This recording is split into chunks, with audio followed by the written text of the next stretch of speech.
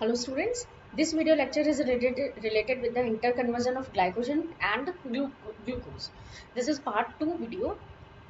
जो आपका पार्ट 1 था उसमें हमने देखा कि ग्लाइकोजन से किस तरह से ग्लूकोज का फॉर्मेशन होता है, यानी हमने वहाँ पे डिग्रेडेशन के प्रोसेस को समझा था। यहाँ पे हम देखेंगे कि ग्लूकोज से हम ग्लाइकोजन को कैसे सिंथेसिस कर सकते हैं। सो यहाँ पे हम ग्लाइकोजन सिंथेसिस की बात करेंगे। ग्लाइकोजन का जो सिंथेसिस होता है उसके लिए एक्चुअली शुगर मॉलिक्यूल्स जो चाहिए होते हैं, यानी ग्लूकोज मॉलिक्यूल्स जो होते हैं वो एक्चुअली आपके यूडीपी ग्लूकोजेस होते हैं, यानी न्यूक्लियोटाइड से अटैच होते हैं। यूडीपी होंगे या सीडीपी होंगे या जीडीपी होंगे, तो बेसिकली यहाँ पे यूरेसिल यानी यूडीपी ग्लूकोज होते हैं वो काम में आते हैं। तो many of the reaction in which hexoses are transformed or polymerized involve sugar nucleotide compound in which the anomeric carbon of a sugar is activated by attachment of a nucleotide through a phosphate ester linkage. Sugar nucleotide are the substrate for polymerization of mononucleotide and dinucleotide, glycogen, starch, cellulose and more complex extracellular polysaccharides. यानी जहाँ पे भी आप polymerisation की बात करेंगे, क्योंकि polymerisation में क्या होता है, एनर्जी चाहिए होती है और इस एनर्जी को कंटेन करने के लिए तो एनर्जी जो है वो फॉस्फेट ग्रुप में प्रेजेंट रहती है। ये यूनिवर्सली एक्सेप्टेड है कि आपका जो फॉस्फेट है, जैसे कि आप माइक्रो ऑर्गेनिज्म की बात करते हैं तो वहाँ पे हम कहते हैं पॉलीफॉस्फेट ग्रुप्स प्रेजेंट होते हैं जो आपको एनर्जी प्रोवाइड करवाते हैं। तो यहाँ पे भी क्या है, बहुत सारे फॉस्फेट ग्रुप जो है वो आपको एनर्जी प्रोवाइड कराते हैं। एटीपी को देख लीजिए आप, तो यहाँ पे भी क्या है, आपका जो पॉलीमराइजेशन आप कर रहे हैं तो उसके साथ में ग्लूकोज के साथ में आपने क्या अटैच कर दिया, फॉस्फेट ग्रुप को अटैच कर दिया, और इस फॉस्फेट ग्रुप को अटैच करने के लिए आपने यूडीपी ग्लूकोज को काम में ले लिया। यानी ग्लूकोज जो है, जो वो ग्लूकोज जो कि आपके पॉलीमराइजेशन में आने वाली है, जो पॉलीमराइजेशन प्रोसेस को रन करने वाली है, वो कैसे होंगे, आपके यूडीपी से अटैच्ड होंगे। वो ग्लूकोज आपके यूडीपी ग्लूकोज मॉलिक्यूल्स होंगे। तो शुगर मॉलिक्यूल्स हैं या सबस्ट्रेट है पॉलीमराइजेशन मोनोसेकेराइड्स डाइसेकेराइड्स में बदलना है आपको, या और कॉम्प्लेक्स की तरफ, कॉम्प्लेक्सिटी की तरफ जाना है, वहाँ पे यूडीपी ग्लूकोज को काम में लेते हैं। Glycogen synthesis takes place virtually in all animal cells tissue, but is specifically prominent in liver and skeletal muscles. The starting point for the synthesis of glycogen in glucose 6 phosphate. ठीक है, तो synthesis का जो starting point होता है वो क्या होता है, आपका ग्लूकोज 6 फॉस्फेट होता है। एज वी सॉ, छोड़िए यहाँ से आप, तो यहाँ पे आप देख सकते हैं कि ग्लूकोज मॉलिक्यूल जो है उसमें यूडीपी ग्लूकोज मॉलिक्यूल्स जो है आपके आते हैं। ग्लूकोज आपको रेड कलर में दिखाई दे रहा है और यूडीपी मॉलिक्यूल जो है आपको ब्लैक कलर में दिखाई दे रहा है। तो ये कंप्लीट आपका यूडीपी ग्लूकोज है। यहाँ पे नॉन रिड्यूसिंग एंड है ग्लाइकोजन चेन का, इसके साथ में आपको ग्लूकोज मॉलिक्यूल को ऐड करना है। तो एंजाइम कौन से होंगे, ग्लाइकोजन सिंथेज, डिग्रेडेशन एंजाइम्स में ग्लाइकोजन फॉस्फोराइलेज, डीब्रांचिंग एंजाइम फॉस्फोग्लूकोम्यूटेज, ये 3 एंजाइम्स प्रेजेंट होते हैं। यहाँ पे आप एक ही एंजाइम को देखेंगे, ग्लाइकोजन सिंथेज, यानी सिंथेसिस के लिए सिर्फ एक एंजाइम रिस्पॉन्सिबल है। तो यहाँ पे आपने क्या किया, एक ग्लूकोज मॉलिक्यूल को और अटैच कर दिया, and this is the non reducing and. यहाँ पे यानी यहाँ पे क्या है, आपका एनोमेरिक कार्बन अवेलेबल नहीं है फिर फर्दर किसी भी रिएक्शन को रिड्यूस करने के लिए या सेल्फ रिड्यूस होने के लिए। ग्लाइकोजन की जो सिंथेसिस होती है वो डी नोवो नहीं होती है, वो अपने आप से शुरू नहीं होती, उसके लिए किसी प्राइमर की पहले जरूरत पड़ती है। तो यहाँ पे जो ग्लाइकोजन मॉलिक्यूल के सिंथेसिस के लिए प्राइमर की तरह वर्क करता है, दिस इज नोन एज ग्लाइकोजेनिन। ग्लाइकोजेनिन एक प्राइमर मॉलिक्यूल है और इसी से आप आगे ग्लूकोज मॉलिक्यूल को सिंथेसाइज करते हैं। यानी आपका सपोज प्राइमर मॉलिक्यूल है, इसके साथ आप फिर ग्लूकोज मॉलिक्यूल को अटैच कर सकते हो। यानी प्राइमर मॉलिक्यूल के साथ में फिर फर्दर आप जितना ज़्यादा आपके पास में ग्लूकोज मॉलिक्यूल है उतना बड़ा आपका, उतना लंबा ब्रांच्ड कॉम्प्लेक्स आपका ग्लाइकोजन मॉलिक्यूल्स बन सकता है। Glycogen synthase cannot initiate a new glycogen chain de novo. It requires a primer, usually a preformed alpha-1,4 polyglucose chain or branch having at least 8 glucose residues जो है वो यहाँ पे present होने चाहिए। यानी कि पहले से जो अभी आपको बनाना है कोई भी ब्रांच है, या तो वहाँ पे 8 मॉलिक्यूल्स होने चाहिए, ठीक है, या फिर आप अब how is a new glycogen molecules initiated. तो एक तो है कि आपके पास में प्रीफॉर्म्ड ग्लाइकोजन मॉलिक्यूल है, आपने उसमें ब्रांचिंग कर दी, या ग्लूकोज मॉलिक्यूल आपके पास में आया तो आपने उसमें इसको ऐड ऑन कर दिया। एक दूसरा सवाल ये है कि अगर कुछ भी नहीं है सेल में तो आप ग्लाइकोजन को कैसे सिंथेसिस करेंगे। उसके लिए हमारा जो आंसर है that is the glycogenin. Integrating protein glycogenin is both primer on which new chain are assembled and the enzyme that catalyze their assembly. तो ग्लाइकोजन एक मॉलिक्यूल है, उसके साथ ही उसमें एक एंजाइम्स भी प्रेजेंट होते हैं जो कि इसको पूरा सिंथेसाइज करते हैं। The first step in the synthesis of a new glycogen molecule is the transfer of glucose residue from the UDP glucose to the hydroxyl group tyrosine 194 of the glycogenin catalyse the protein's intrinsic glucosyl transferase activity. यानी glycogen molecule, glycogenin जो है molecule है जिसके साथ में glucose residues आके attach होते हैं, तो एक तरह से इनिशिएटिंग फैक्टर की तरह वर्क करता है, प्राइमर की तरह वर्क करता है। साथ ही साथ इसमें ग्लूकोज ग्लाइकोजाइल ट्रांसफरेज एक्टिविटी भी होती है जो कि इसके ब्रांचिंग के लिए रिस्पॉन्सिबल होती है।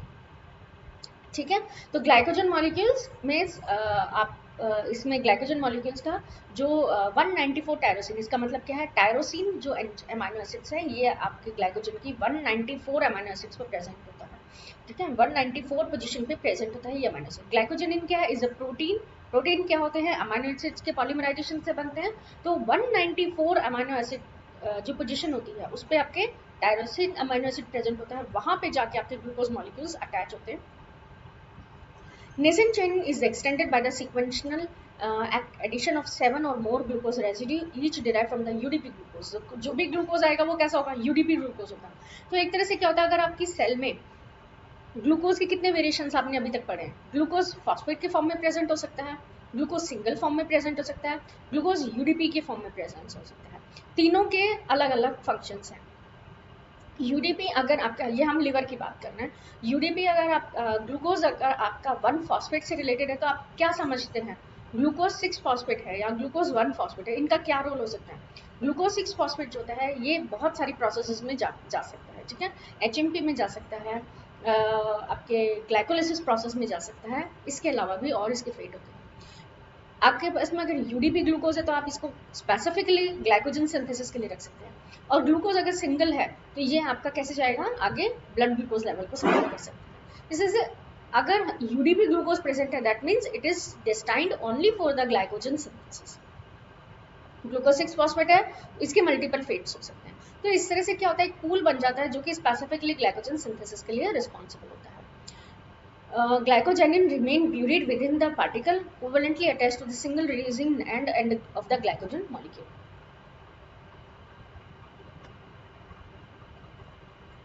यहाँ पे आप देख सकते हैं यूडीपी ग्लूकोज मॉलिक्यूल है जो कि ग्लाइकोजेनिन के टायरोसिन 194 अमीनो एसिड से जाके बाइंड होता है। यहाँ पे आपका ग्लूकोज कैसा है, यूडीपी ग्लूकोज है। जैसे ये बाइंड होता है आपका, तो ग्लाइकोजन जो होता है, ग्लाइकोजेनिन जो होती है इसमें इनिशिएटिंग एक्टिविटी होती है, साथ ही चेन को इलोंगेट करने की भी कैपेसिटी जो होती है वो प्रेजेंट रहती है। Glycogen synthase cannot make bond alpha 1,6 bond at the branch point of the glycogen। तो ये आपका क्या होता है, एक लीनियर चेन को फॉर्म कर सकता है, लेकिन उसमें ब्रांचिंग करने के लिए आप दूसरे एंजाइम की आपको जरूरत पड़ती है, that is known as branching enzyme. तो ब्रांचिंग करने के लिए आप क्या कर रहे हो, अल्फा 1,4 टू अल्फा 1,6 में आप कन्वर्ट कर रहे हो। जहां हमने ग्लाइकोजन डिग्रेडेशन में डी ब्रांचिंग की थी वहां पे आप क्या कर रहे थे, alpha 1,6 get converted into alpha 1,4। यहाँ पे क्या हो रहा है, alpha 1,4 get converted into alpha 1,6। तो जो ग्लाइकोजल ट्रांसफरेज है उसको आप उसी फॉर्म में लिखेंगे जिस फॉर्म में वो ट्रांसफर हो रहा है। यानी यहाँ पे जो ट्रांसफरेज है उसको आप क्या कहेंगे, 4 to 6 ट्रांसफरेजेस।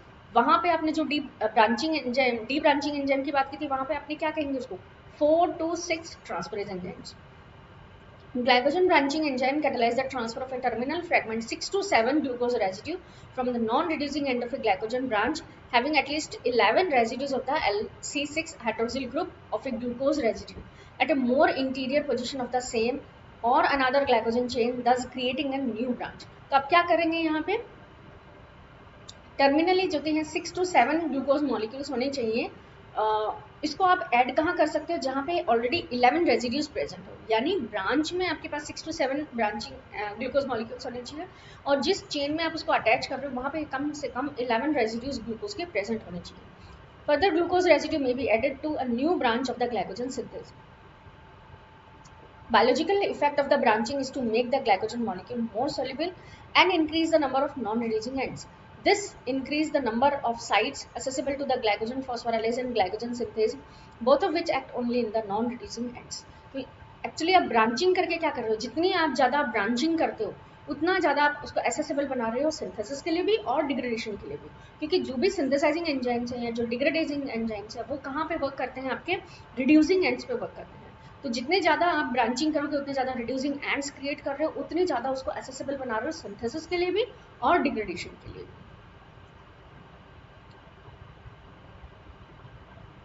आई थिंक ये हम समझ चुके हैं।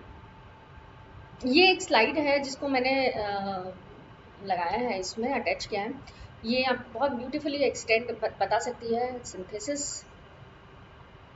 ग्लाइकोजेनिन मॉलिक्यूल है इसका, टायरोसिन रेजिड्यू है, ग्लूकोज 6 फॉस्फेट ग्लूकोज 1 फॉस्फेट में कन्वर्ट हुआ विद द हेल्प ऑफ फॉस्फोग्लूकोम्यूटेज। तो ये मैंने आपको पहले भी बताया था कि फॉस्फोग्लूकोम्यूटेज आपका सिंथेसिस में भी जाता है और रिडक्शन में भी जाता है। ग्लूकोज 1 फॉस्फेट यूडीपी ग्लूकोज में कन्वर्ट होता है, ये यूडीपी ग्लूकोज फिर फर्दर क्या करता है, आपका सिंथेसिस प्रोसेस में रन करता है। ठीक है, तो जो लीनियर चेन होती है वो आपकी कैसे होती है, अल्फा 1 4 होती है, लेकिन जो आपकी ब्रांचिंग होती है वो अल्फा 1 6 होती है। एलोंगेशन, ग्लाइकोजन सिंथेस, एलोंगेशन आपने ब्रांचिंग क्रिएट कर दी, उसके बाद में फिर से आपका ग्लाइकोजन सिंथेस जो होता है वो इसको टेक ओवर करता है।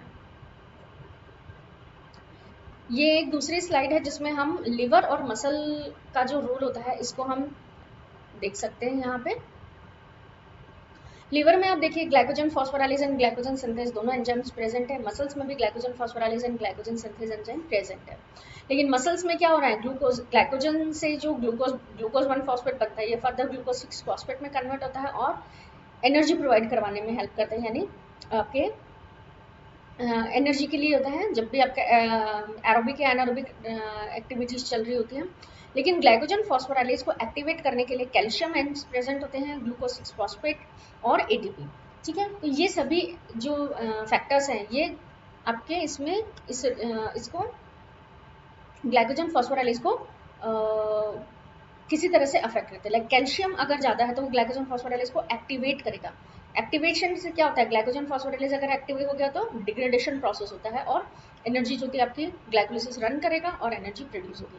तो वैसे भी मसल कॉन्ट्रेक्शन के लिए आपको कैल्शियम की जरूरत होती है, तो जैसे ही मसल कॉन्ट्रेक्शन होना होता है तो आप कैल्शियम की अमाउंट जो होती है वो बढ़ती है और जैसे ही कैल्शियम की अमाउंट बढ़ती है एटीपी का सिंथेसिस बढ़ जाता है। कैसे बढ़ जाता है, ये मैकेनिज्म के थ्रू बढ़ जाता है कि कैल्शियम जैसे ही एक्टिवेट ज़्यादा बढ़ता है नंबर में, ग्लाइकोजन फॉस्फोराइलेज एक्टिवेट होते हैं और ग्लाइकोजन फॉस्फोराइलेज पे फर्दर ग्लाइकोजन के डिग्रेडेशन को हेल्प करते हैं। लेकिन अगर आपके पास में ग्लूकोज 6 फॉस्फेट ऑलरेडी प्रेजेंट है, एटीपी ऑलरेडी प्रेजेंट है, तो वो ग्लाइकोजन फॉस्फोराइलेज को इनहिबिट करते हैं।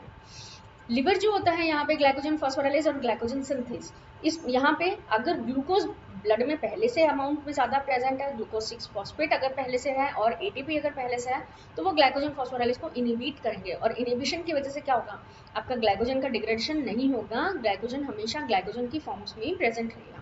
लेकिन अगर ग्लूकोज 6 फॉस्फेट का अमाउंट कम है तो वो ग्लाइकोजन अच्छा ग्लूकोज 6 फॉस्फेट अगर पहले से प्रेजेंट है तो क्या करेगा, ग्लाइकोजन सिंथेज को एक्टिवेट करेगा जिससे ग्लाइकोजन का सिंथेसिस बढ़ जाएगा। ग्लाइकोजन का सिंथेसिस होगा या डिग्रेडेशन होगा ये डिपेंड करता है सेल की नीड पे।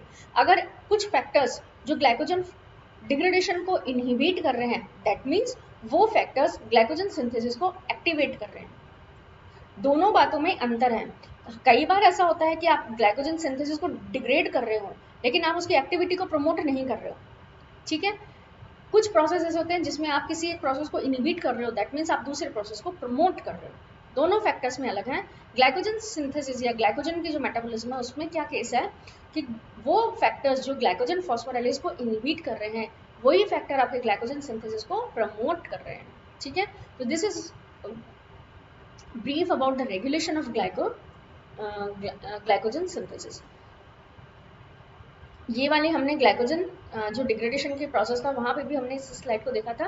एक्चुअली इसको कॉमनली यूज़ कर सकते हो आप ग्लाइकोजन से, किस तरह से ग्लाइकोजन का डिग्रेडेशन आप कर रहे हैं हम लोग। ग्लाइकोजन सिंथेसिस डिग्रेडेशन यहाँ पे आप देख सकते हैं ग्लाइकोजन ब्रांच चेन्स होती हैं, ठीक है, और स्ट्रेट चेन्स होती हैं। तो branching enzyme, D branching enzymes इसको यहाँ पे एक्टिवेट करेंगे। ग्लाइकोजन सिंथेस या ग्लाइकोजन फॉस्फोराइलेज, ग्लाइकोजन सिंथेस को एक्टिवेट, ये एक रेट लिमिटिंग एंजाइम है सिंथेसिस प्रोसेस अगर आप देखेंगे, और ग्लाइकोजन फॉस्फोराइलेज एक रेट लिमिटिंग एंजाइम है अगर आप डिग्रेडेशन प्रोसेस को देखेंगे। तो ग्लाइकोजन सिंथेसिस का प्रोसेस जो होती है लिवर और मसल्स दोनों में सेम है, लेकिन डिग्रेडेशन का प्रोसेस जो होती है वो दोनों में अलग है। ग्लाइकोजन ग्लूकोज 1 फॉस्फेट का आपका कहाँ से बन रहा है, लैक्टोज से गैलेक्टोज, गैलेक्टोज से आपका ग्लूकोज 6 फॉस्फेट और भी जगह से बन सकता है, इसका डिग्रेडेशन हो सकता है। एंड ग्लूकोज 6 फॉस्फेट फिर ग्लूकोम्यूटेज की प्रेजेंस से ग्लूकोज 1 फॉस्फेट में कन्वर्ट हो जाता है। ये ग्लूकोज 6 फॉस्फेट जो है ग्लूकोज से बन सकता है। ग्लूकोज 6 फॉस्फेट फर्दर ग्लाइकोलिसिस में जा सकता है, पेंटोज फॉस्फेट पाथवे में जा सकता है। इस तरह से रिएक्शंस जो होती हैं वो डिपेंड करती हैं कि आपकी रिक्वायरमेंट क्या है। ये एक मेटाबॉलिज्म है जिसे हमने समराइज किया है, जिसमें हम डिग्रेडेशन और मेटाबॉलिज्म दोनों को देखेंगे। Glycogen is stored in muscles and liver as large particle. Contained within the particle are enzymes that metabolize glycogen as well as regulatory enzymes. Glycogen phosphorylase catalyze the phosphorylated cleavage at non-reducing end of the glycogen chain, producing glucose 1-phosphate. Debranching enzymes transfer branches onto main chain and release the residue at the branch of the free glucose. Phosphoglucomatase interconverts glucose 1-phosphate and glucose 6-phosphate, and glucose 6-phosphate can enter the glycolysis, can be converted to free glucose by the glucose 6-phosphate in the endoplasmic reticulum, then released to replenish the blood glucose. The sugar nucleotide UDP glucose donate the glucose residue to non-reducing end of the glycogen in reaction catalyzed by the glycogen synthase. A separate enzyme produce 1,6 linkage at the branch point. New glycogen particle begin with the autocatalytic formation of the glycosidic bond between the glucose of UDP, glucose and tyrosine residue in a protein glycogenin, followed by the addition of several glucose residue to form a primer that can be acted upon by the glycogen synthase. This is all about एक summary है जिसमें आपने glycogen synthesis को भी देखा और glycogen degradation को भी देखा। सो आई होप आपको ये बहुत क्लियरली समझ आया होगा किस तरह से ग्लाइकोजन का जो है रेगुलेशन किया जाता है, उसके डिग्रेडेशन का और मेटाबॉलिज्म का, एंजाइम्स का एक्शन किस तरह से रहता है, किस तरह से ग्लाइकोजन की ब्लड ग्लूकोज में या एनर्जी जो जो जनरेट की जाती है वो कैसे रहता है पूरा प्रोसेस। Thank you.